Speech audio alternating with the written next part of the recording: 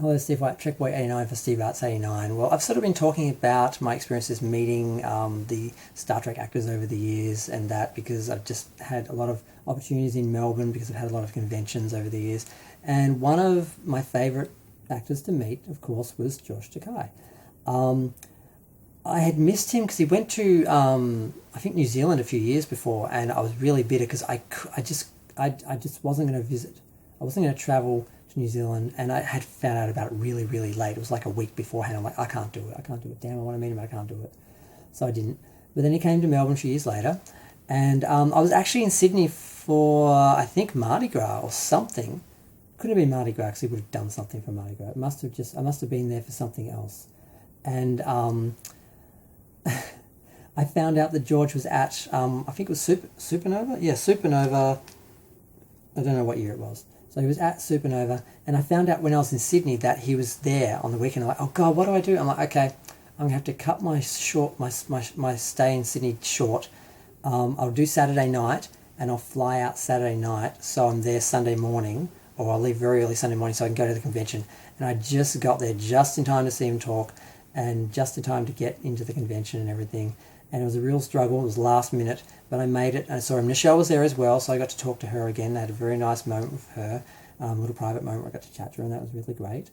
And I think we got the photo first, and I just said something stupid like, "You may be the main reason, that I'm a rice queen. I've been called a rice queen, and it may have started with you.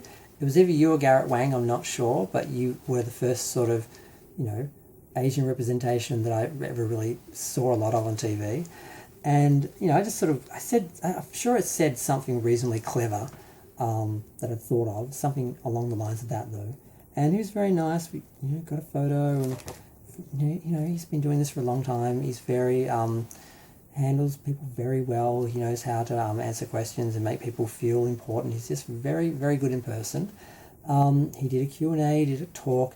It was in a bit of a cold, sort of open sort of stage, and it was echoey, and asked a question was on the stage, and just, I remember having dramas with people outside getting in and stuff like that, but inside, once we got started, it was really good.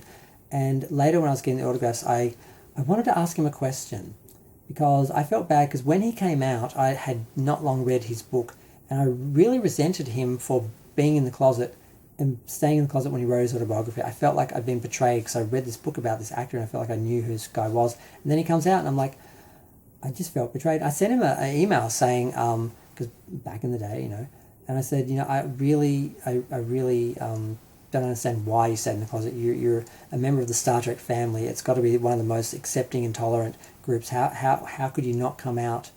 I can kind of understand other people like footballers and stuff like that, but I just didn't understand why he didn't come out. And when I saw him in person, I asked him about that, but he didn't quite understand the question. He thought I was asking him why he came out. I was asking why did you stay in the closet that long? Some of it's sort of, you can guess for yourself. He thought it would affect his career, personal issues, but at some point, because his career has just skyrocketed since he came out. And I'm like, how did you not understand that was your fan base, that those people who would accept you and you'd actually, I sort of saw that. I sort of was like, and then it also happened. I'm like, okay, why didn't you see that as a possibility? Why did, and he didn't quite get the question, and he was explaining to me why he came out, and it was all about Arnold Schwarzenegger betraying him and wanting to support gay marriage and so forth. And him and Brad, who I met as well, was very nice. I think Brad was keeping an eye on me when I was talking to him, because I talked to him a lot. He was nice though. Obviously he's protective of George, because